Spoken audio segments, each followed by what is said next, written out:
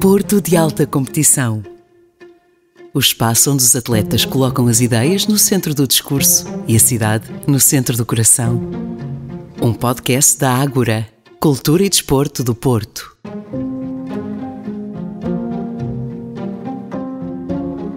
Do balé ao taekwondo, a distância é mais curta do que aquela que se pode imaginar. Leonor Correia começou por querer ser aquilo que todas as meninas da sua idade queriam ser, uma bailarina clássica. Ainda experimentou as aulas com as colegas da escola, mas devido à logística familiar de levar e buscar 2 filhos em desportos diferentes, decidiu dar o braço a torcer. Lá se deu a participar numa aula de taekwondo. E assim termina a história de uma bailarina e começa a saga de uma atleta. Hoje, Leonor Correia é um dos nomes que encontramos em várias provas nacionais e internacionais, com o objetivo de ser a melhor, vencer e deixar bem pressionados aqueles que acreditam em si. Aos 21 anos, o sonho continua a comandar a vida, a de ser todos os dias um pouco melhor do que foi no dia anterior. Vamos viajar então ao passado e perceber como é que tudo isto começou, como é que esta arte marcial, chamemos-lhe assim, entra na tua vida. O meu pai praticou quando era mais novo e depois na altura da escola, quando eu era novinha, para aos 7, 8 anos, as minhas colegas andavam no balé, é um bocadinho caricato, e eu queria experimentar balé, inclusive fui ver uma aula e a logística não era muito fácil, o meu pai ia levar o meu irmão a um lado e a mim ao outro, então ele disse, pronto, um de vocês vai ter que ceder, neste caso fui eu, acabei por ver uma aula de taekwondo, gostei, experimentei e até hoje fiquei. Seria mais fácil tu cederes do que o teu irmão ceder e ir para o balé, não é? Sim, sim. Porque apesar de tudo ainda há aqui alguma reticência. Mais ainda nos anos passados, não é? Agora não tanto, mas antigamente havia mais.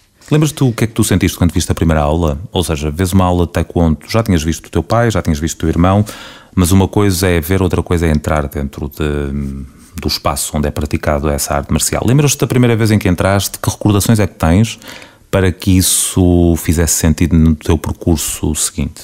É assim, eu comecei a ver muitos pontapés, muitos gritos, não é? Achei engraçado e quis experimentar. E depois, lá está, o taekwondo é um desporto muito desafiante e eu gosto disso, gosto de desafios, então achei engraçado e quis continuar. Achei um desporto muito bonito. Para alguém que já fazia balé, já tinha alguma destreza de pernas?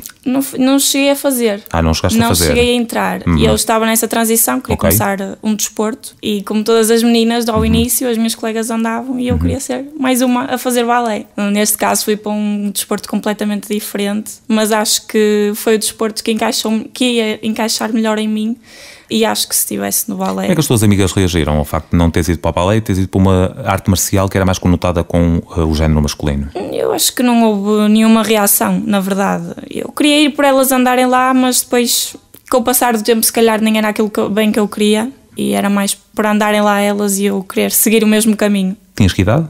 7, 8 anos. 7, 8 anos. Com 7, 8 anos, acredito que as colegas do mesmo sexo que o teu seriam muito poucas. Sim. De taekwondo. Ainda agora não são muitas, mas já há mais do que eram há uns anos atrás. Creio que não havia nenhuma até, quando eu iniciei. Sentiste algum tipo de olhar de estranheza em relação a ti por parte dos teus colegas, ou há esta coisa que eu acho que é muito feliz, em que se olha para todos de igual forma, atletas femininos e masculinos, somos todos atletas, não é? O atleta tem esta coisa boa de ser uma palavra sem género, é o atleta ou a atleta, não é? Não há aqui uma variação masculina ou feminina do termo. Tu sentiste também estas boas-vindas que te deram de uma forma muito tranquila? Sim, eu acho que foi tudo muito natural, não senti esse preconceito de ser menina, não senti isso da parte deles. E não sentiste que o pontapé era menos, enfim, pesado do que propriamente, se calhar, entre os rapazes é um bocadinho mais de força? E há sempre diferenças, mas é normal em todos os desportos, não é? Mas tranquilo. Então, 7, 8 anos, começas a experimentar, percebes que é ali que vais seguir e entre o experimentar, o fazer e o teres a certeza, foi muito rápido. Eu acho que sou uma pessoa muito organizada e que sempre tive bem noção daquilo que queria. E então o taekwondo era uma mistura, por assim dizer, daquilo que eu poderia querer seguir. Desde muito nova que tive o bichinho da competição, neste caso. Por volta dos 10, penso eu, deverei ter feito a minha primeira competição. e pronto, as coisas foram crescendo, foram evoluindo, e isso ajudou-me também a ser um bocadinho daquilo que eu sou hoje. Entre os 7, 8, 10 anos houve este percurso de preparação, aos 10 anos chega-se então a essa experiência de competir a nível profissional, competitivo, fazemos esta redundância. E esses 2 anos, fala-me um bocadinho como é que foi esse processo. É porque na realidade acompanhava o teu percurso escolar ao mesmo tempo, não é? Sim. É fácil equilibrar também estas duas vertentes.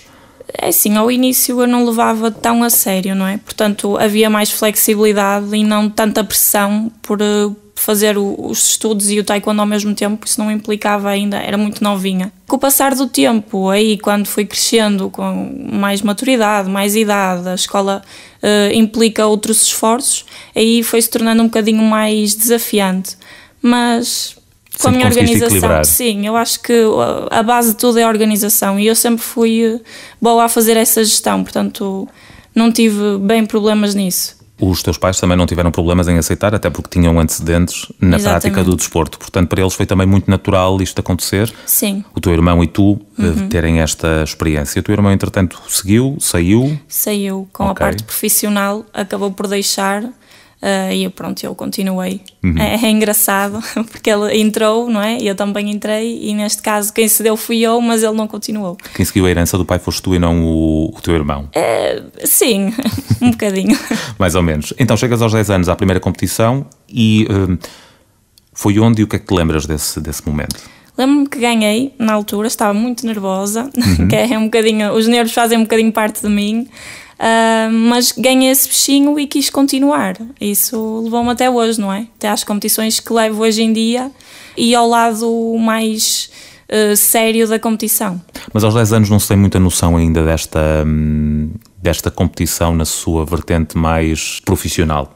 Agora já tens essa noção, ou seja, já há campeonatos onde tu participaste, há provas onde tu participaste, há medalhas e prémios que já conseguiste conquistar.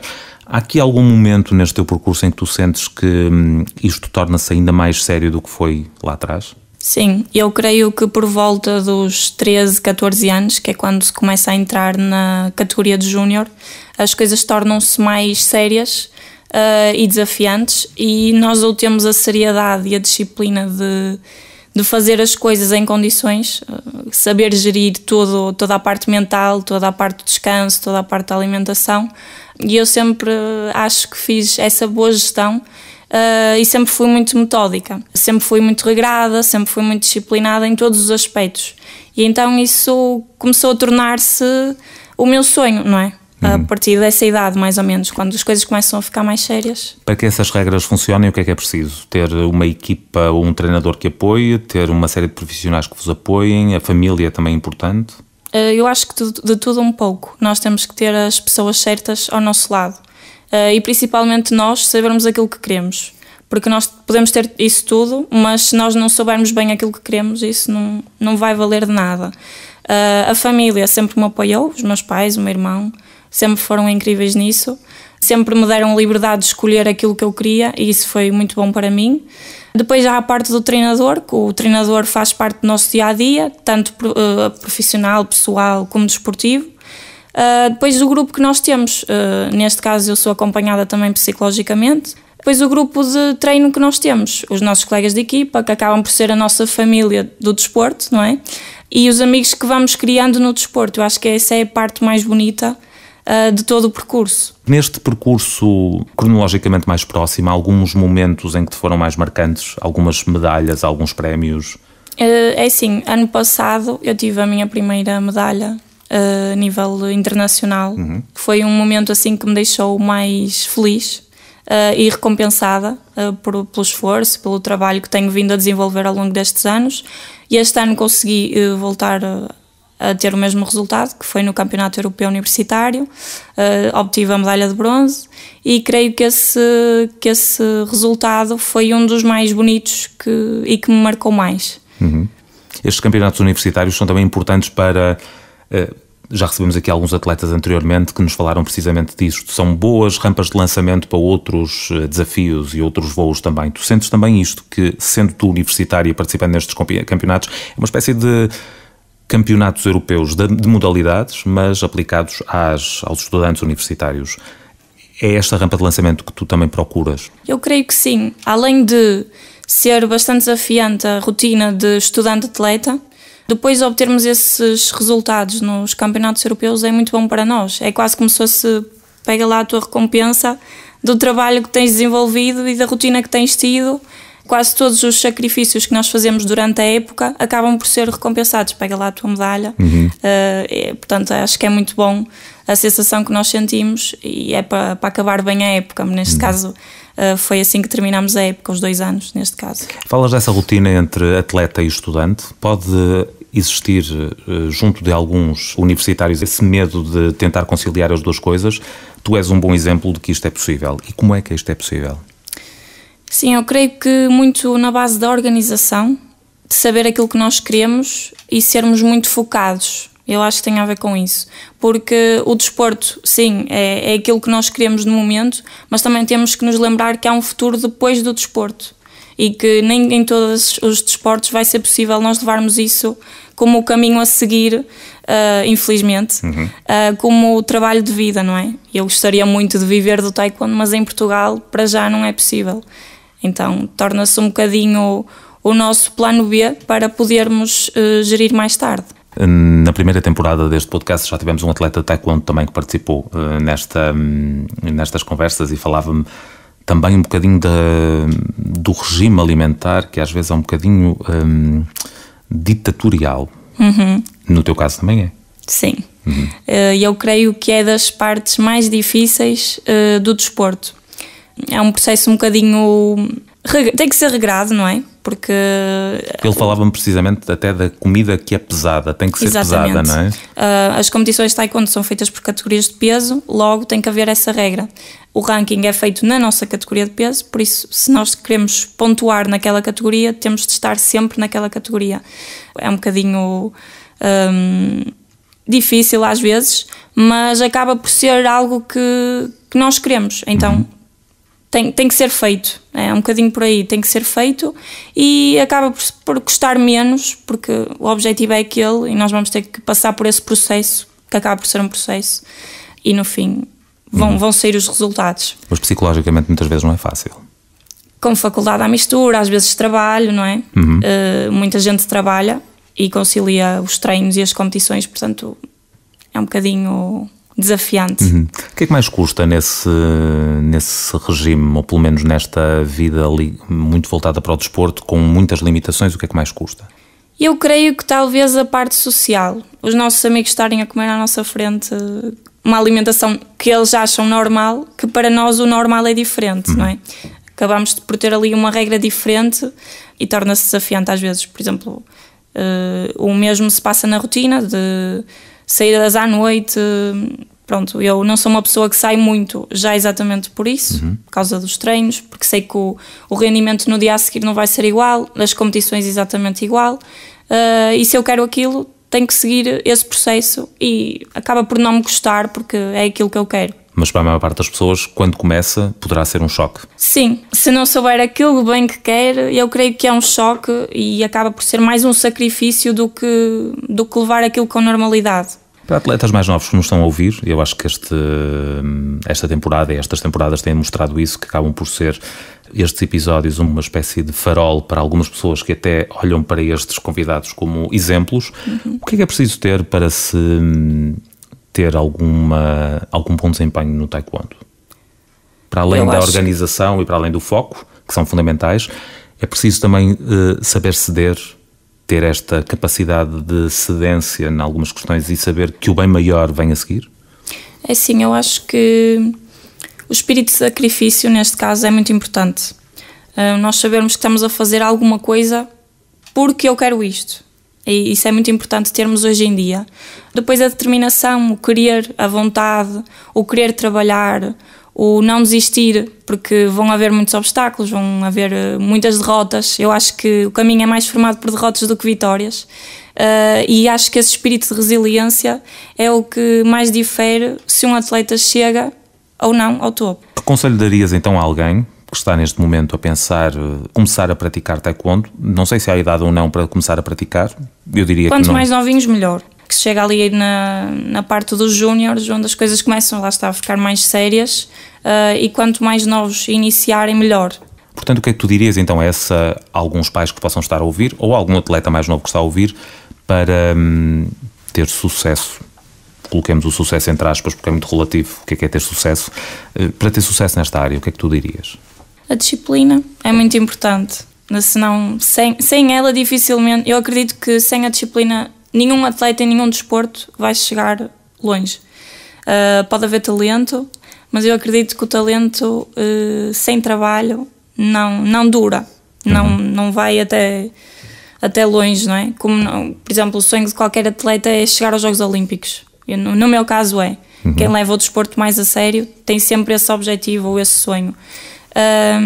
E creio que se não houver essa disciplina, dificilmente o atleta vai conseguir passar 2, 3, 4, 5 anos a competir. Portanto, para ti esse objetivo, ainda bem que falaste disso, os Jogos Olímpicos, estamos em pleno ano em que decorreram os Jogos Olímpicos de Paris 2024, agora só em 2028 e depois em 2032.